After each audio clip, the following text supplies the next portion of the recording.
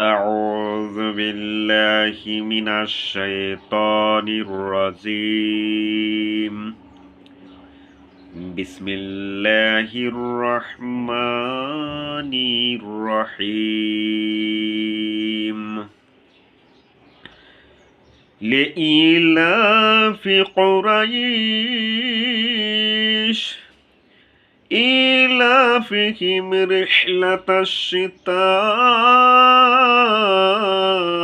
والصيف فليعبدوا رب هذا البيت الذي أطعمهم من جوع وآمنهم من خوف।